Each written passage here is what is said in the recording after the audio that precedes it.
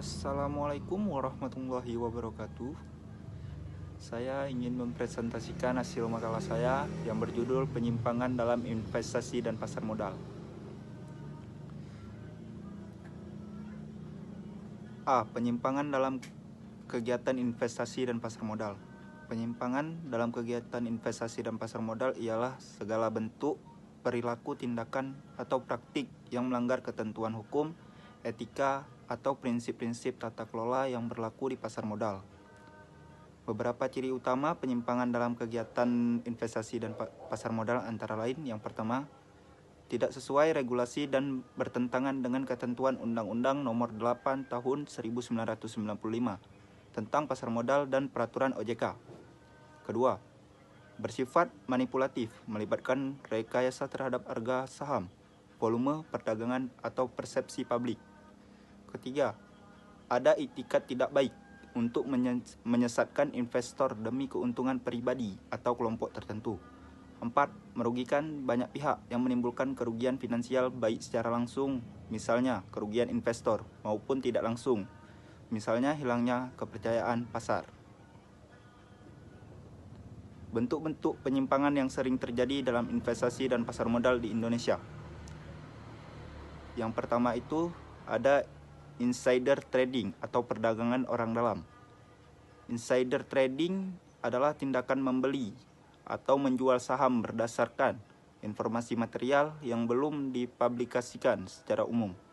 Praktik ini melibatkan pihak-pihak dalam perusahaan atau memiliki akses terhadap informasi internal, sehingga menciptakan ketidakadilan informasi bagi investor publik.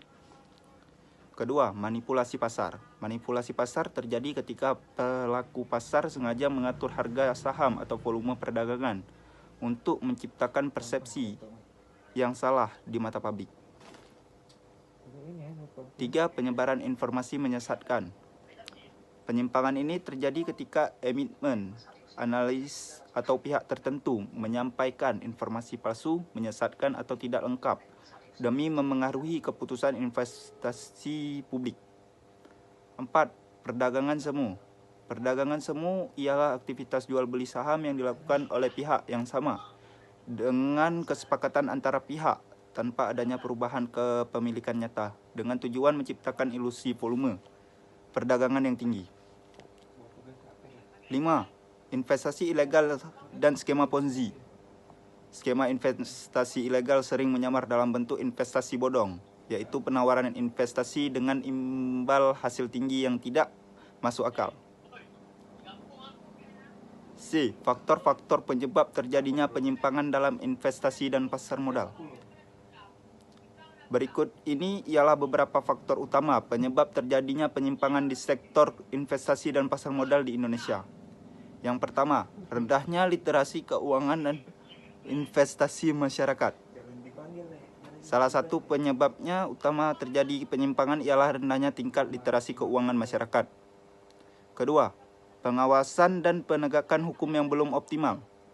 Meski regulasi pasar modal telah diatur melalui Undang-Undang Nomor 8 Tahun 1995 tentang pasar modal, masih terdapat kelemahan dalam aspek pengawasan, terutama pada transaksi digital dan perdagangan yang kompleks.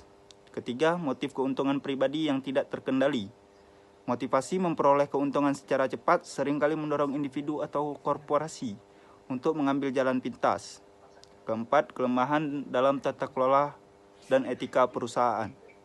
Banyak kasus penyimpangan melibatkan perusahaan yang memiliki kelemahan dalam sistem tata kelola atau governance, seperti tidak adanya sistem pengendalian internal, kurangnya transparansi, serta lemahnya komitmen terhadap prinsip-prinsip Good Corporate Governance atau GCG. 5. Perkembangan teknologi yang tidak diimbangi regulasi adaptif.